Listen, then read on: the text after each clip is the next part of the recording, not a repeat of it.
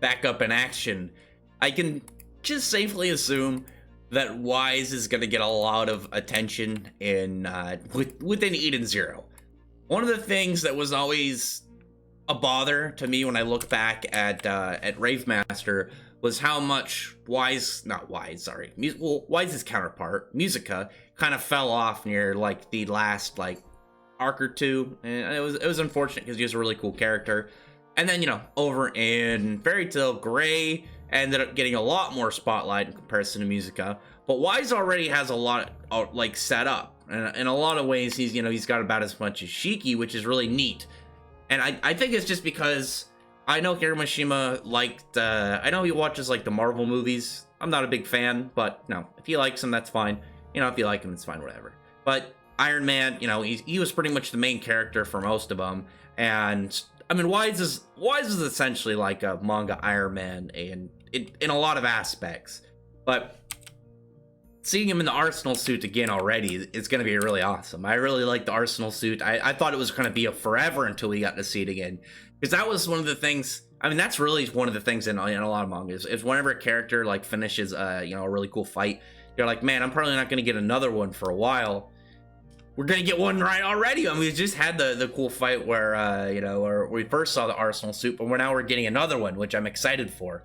But as it was, you have Laguna show up. He's the water spirit out of Drac and Joe's Element 4, and his ether gear seems to turn people into puddles of water if they cry around him. And he has a degree of water manipulation as well as some hydromancy, but this seems to be his primary thing. I mean, obviously it's hacks, but it's also seems to use for good capture. But no, once he's able to make people cry, he can turn them in. Pino, who's essentially like a 5-year-old kid, was really upset over this, starts crying, and then pretty much almost instantly just turned into a puddle. Here's the thing, Laguna. I like your character. I like your design. You got an interesting design. You got an interesting ether gear. I thought you had a pretty interesting show up, and you're gonna have a cool fight, from what I can tell, in the next chapter or so.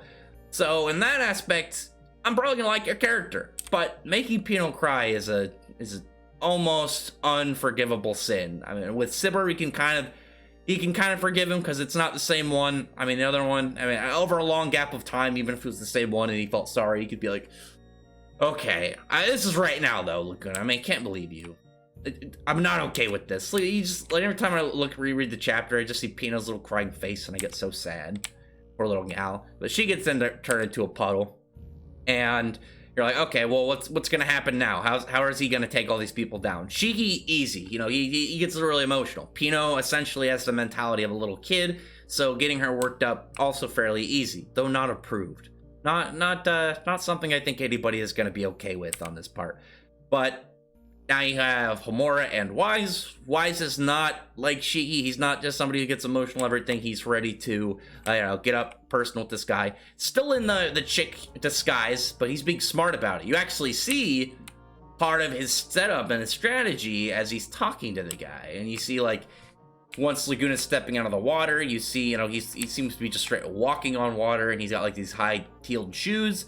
And in Wise's hand, you can see him holding his little phone, little app phone, and his ether gear on his hands. And I was wondering, what exactly is he doing right now? Is he gonna, suit up or make a gun? But Laguna just steps on his foot with the high heel and gets, kind of that, like, initial, like, wincing tear. You stub your toe, you get a little, just in the corners of your eyes, really hurts. It's not like you're gonna fall over in tears, but it's just that little wince, and bam, right into a puddle. And last but not least, Homura. Homura, who, she just had a huge emotional part with Valkyrie, so it's like, well, how is she gonna really deal with this? But she's like, these tricks aren't gonna work on me. I just had a pretty big emotional thing go on, so my heart is honed, it's focused, it's gonna go down. And here she pulls out her Ithagar sword, and I say, like, he's got a level of hydromancy because he also forms a water sword and calls his ether gear like Tears of Love, and clashes swords with Homura. And when she's like talking about his swordsmanship, he's talking about how he and a friend made a promise to become the best swordsman in the cosmos, and You know, they were always kind of like having like good bro moments and sparring and practicing. And at one point, his friend got sick and died, and you know he starts to kind of like get sad. And here's Homura, who's like, oh man, and but then she realizes that he's that he's just lying, and through it he just starts to kind of like mess with her. He's like talking about like there's a million glee just on the ground, and then just starts crying in general. But after that point starts yawning, almost gets her, because you see someone yawn, you're gonna want to yawn. And when you yawn, actually explain it. He's saying like the what does he call it? The nasolacrimal. I don't know how it's pronounced. The part of your tear ducts. It puts pressure on them, so you get water out of the corners of your eyes. It's not like sad tears. It's just kind of forced tears a little bit. And at that point, it's still not working. She's able to kind of steal her soul back. Steal as in heart. I feel like I was going to set up a misunderstanding by saying steal his soul, and someone's going to think like, oh, soul stealing power. No. He pulls out like this weird onion and crushes it, and is able to, just because of the chemicals, make her tear up and turn her, into a puddle. I actually liked this aspect about Laguna, because here he is, he's got this weird power. And like the whole part's like, oh, you have good swordsmanship, and then he on the spot thinks of like a little story to try and get someone to cry over it. I thought that was neat. I like that he's got a grasp on his power to the point where he can try and improv to mess with his characters to utilize that aspect while still fighting. It was a nice little tell for his character. But then he just kind of says, screw it, pulls out an onion, and then just smashes it, and that's it. Takes out some vials and puts all the water in there. I mean, he manipulates their puddles into the vials, but I thought, that kind of like water manipulation, not really much to kind of look at, but obviously if you make a blade out of water, it's something to at least to note. But here comes Wise, who's being smart. He's, he ends up taking off his disguise, and he explains that, like I said earlier, if you look at his hand, he's got his ether gear up, that he was using his disguise machine in real time, manipulating it, making it look like he was crying, and then using the disguise to make it look like he was turning into water. Because he saw it happen to Shiki and to Pino, and he sees the guy come up with like these big pointy shoes. He's smart. That's Wise's whole thing. He's an inventor, he's a scientist, and we know that he's tactical. You'd need to be for his power. So he set all this up at that point, and he knew where this was gonna go. And from that, now he's in his arsenal suit, ready to throw down with Laguna. It was a really fast chapter, and I like that aspect about it. Like, the whole first couple pages go by really quick, up into the point where Homura starts going and fighting. You can breeze through the first like half of the chapter in like a minute or two, and I think that's good, because you might not notice the ether gear on Wise's hands, and then you go back and look after he says it, and it's like, oh shit. It could be one of those times where you missed it, or, you just saw it and you're like, oh, well, what's he doing? And then you see at the end and you get that, like, you're a tricky fella. We know that, obviously, to be his thing. Smart, tactical, he's thinking on the fly. That's just how his power works. He's manipulating machines in real time to cope with whatever situation he's in.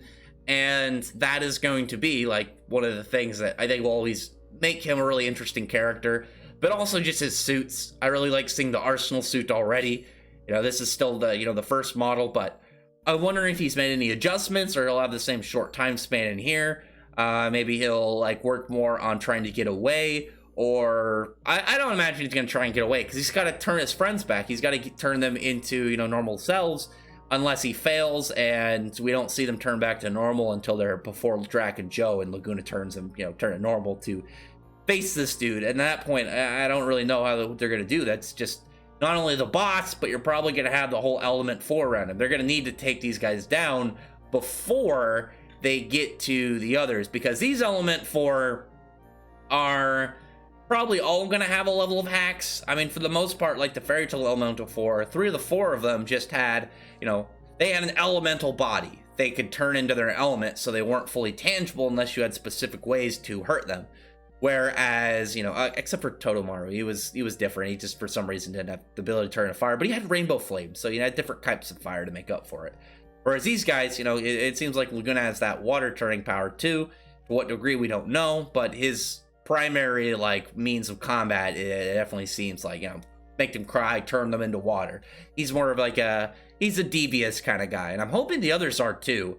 We can't really get a lot out of the others. The only other thing we can really is the fire when he's got a sniper rifle, which is going to be really cool to see, like an ether sniper. Probably get that. Probably will be Rebecca's fight, I imagine, and then in an actual fight, the wind chick will probably be Amora, and maybe Shiki's will be the rock guy, and you'll get like rock versus gravity, and then maybe like he'll turn him into diamond by mistake and screw the guy over, which would be really cool.